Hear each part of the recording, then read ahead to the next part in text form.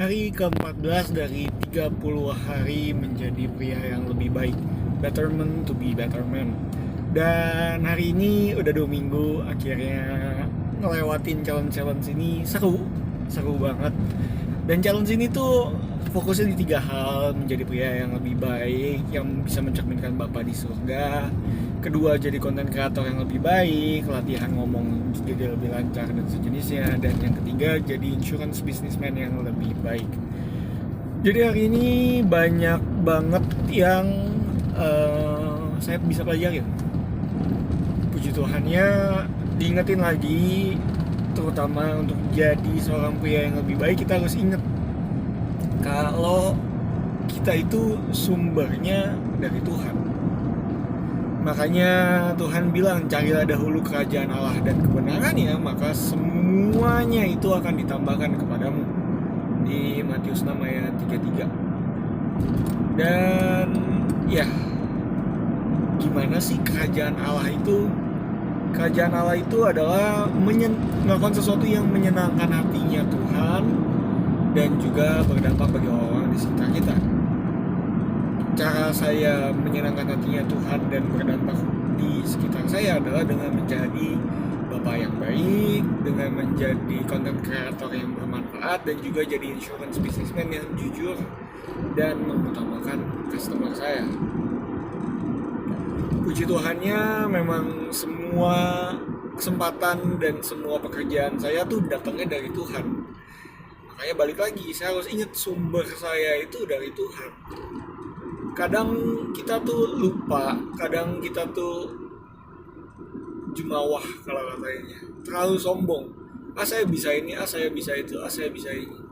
Kasarnya kalau Tuhan angkat nafasnya aja udah mati kita. Dan gak bisa ngapa-ngapain. Dan kemampuan kita untuk mencari berkat juga ada ayatnya gitu. Tuhanlah yang memberikan kemampuan untuk mencari kekayaan kalau nggak salah. Amsal ya. Dan berkatnya itu juga datangnya dari Tuhan gitu. Di Amsal juga ditulisin. Dan Salomo juga dapetin semua kekayaan dan kehebatan dan semuanya itu karena dia mencari satu aspek yang Tuhan miliki, yaitu hikmatnya Tuhan. Kalau Daud nyarinya kan hatinya Tuhan, Salomo nyari hikmatnya Tuhan. Dan kita bisa belajar dari dua orang yang super berhasil itu, ya selama kita kejar Tuhannya, semuanya akan ditambahkan. Benar-benar janji di Matius 6 ayat 33 itu udah pasti terjadi dan buktinya udah banyak. Dan memang di saat mereka lalai, Daud dan juga Salomo, ya akhirnya semua yang tadinya ditambahkan itu jadi hilang. Karena bukan Tuhan yang ngambil, tapi logikanya gini, kalau kamu adalah sebuah pohon yang tertanam di tanah, kamu tiba-tiba membiarkan akar kamu meninggalkan tanah itu, otomatis buah-buah kamu, daun-daun kamu gak bakal bisa dapat nutrisi. Dan ya secara otomatis, secara sistemnya, memang semuanya yang tadinya kamu berbuah, tadinya kamu rimbun daunnya, hasil kamu akan perlahan-lahan mati. Jadi pohon yang ya udah nggak bernutrisi lagi, udah nggak bisa menghasilkan lagi.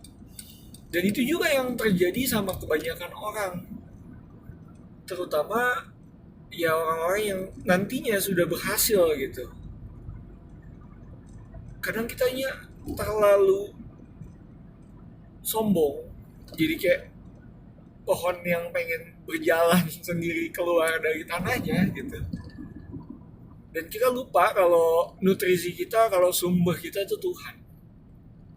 Makanya untuk saya bisa jadi orang tua yang lebih baik, saya harus ingat kalau saya harus jadi anak yang baik dulu.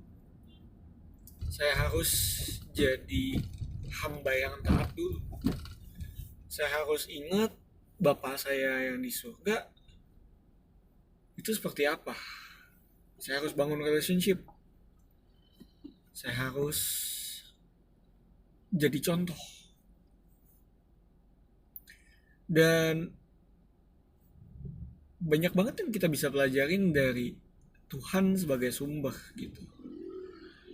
Baik dari kata-kata, dari hikmat, bikin konten juga inspirasinya datangnya dari Tuhan. Pertama, kita akan dihadapin dengan penglihatan, kita akan dihadapin dengan tujuan, nantinya Tuhan kasih inspirasi, nanti bisa dikomunikasikan, dan nantinya bisa jadi kreativitas atau sesuatu yang bisa dinikmati. Proses itu sistemnya panjang, prosesnya panjang, dan kalau kamu nggak kuat tujuannya, kalau kamu nggak kuat dasarnya, ujung-ujungnya akan lemah nantinya, akan males, akan ngerasa capek, akan ngerasa nggak guna. Buat apa sih saya begini, hasilnya nggak kelihatan. Dan kadang kita lupa gitu, kenapa sih Tuhan suka banget ngasih perumpamaan tentang tumbuh-tumbuhan gitu, tentang pohon, tentang taman, tentang buah. Karena ya memang begitu proses hidup di dunia ini tuh, kita sebagai manusia itu prosesnya seperti pohon yang ditanam di tepian aliran air kalau yang baca Alkitab. Tapi yang enggak ya udah, yang ngikutin jalan awal fasik ya ngaco. Mazmur pasal 1 juga ngingetin itu semua, dan balik lagi pilihannya di kita gitu. Yang saya mau pribadi lakukan dan saya pelajari tiap hari adalah gimana caranya jadi orang yang lebih baik dan jadi serupa dan segambar dengan Tuhan. Dalam prosesnya ya banyak jatuh bangunnya. Saya juga gak sempurna, saya juga masih banyak yang harus dipelajari. Dan semakin saya belajar dan semakin saya juga diajar sama Tuhan, saya juga makin rasa makin dekat sama Tuhan. Dan mungkin itu juga yang nyebabin kenapa ujian-ujian juga terjadi sama hidup kita gitu.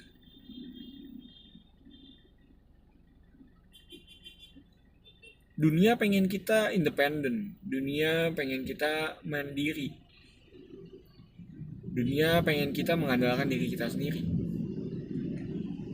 Tapi Amsal 3 ayat 5-6 mengatakan sebaliknya gitu. Percayalah kepada Tuhan dengan segenap hatimu dan janganlah mengandalkan pengertianmu sendiri. Pikiran kita bisa salah. Akuilah dia dalam segala lakumu, maka ia akan meluruskan jalanmu. Gak boleh sombong. Serahin semua ke Tuhan dan ya Tuhan akan nunjukin gitu. Bahkan dia akan meluruskan jalanmu. Berarti kan kita kan secara gak langsung jalannya belok ya, kayak gak benar gitu. Kayak kita anak kecil yang belajar jalan, masih oglek-oglek, masih goyah. Ujung-ujungnya nanti akan ada Bapak di surga yang memapah kita untuk jalan, ya nak, jalannya lurus ke depan. Ya hidup sih seperti itu memang. Baik dari content creator, baik insurance business, semuanya itu datangnya dari Tuhan. Semuanya itu berkatnya Tuhan. Dan hari ini juga saya puji Tuhan dapat kesempatan untuk bisa diberikan izin untuk mungkin ya mentoring ke salah satu orang yang sudah sangat berhasil di bidangnya. Dan saya yakin dan percaya ini bukan sebuah kebetulan, tapi ini adalah caranya Tuhan meluruskan jalan saya. Saya nggak tahu apa yang akan terjadi ke depannya. Tapi yang saya tahu, apapun itu, Tuhan seperti di Roma 8 ayat 28 akan menggunakannya untuk kebaikan saya. Makanya intinya hari ini saya belajarnya dari jadi orang yang lebih baik adalah ingat sumbernya. Ingat semua ini dilakukan untuk Tuhan. Ingat dilakukan untuk bikin kerajaan Tuhan lebih besar lagi. Bukan kerajaan Yeskiel yang lebih besar. Layanin orang di sekitar kita, layanin keluarga, layanin orang-orang yang Tuhan tempatin dengan sebaik mungkin, baik lewat konten kreator, baik lewat insurance, give 100, give 10,000 bahkan.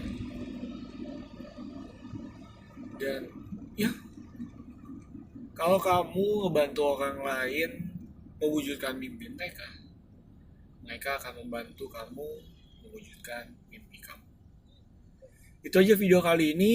Nama saya Yeskiel Wijaya. God bless you. Bye.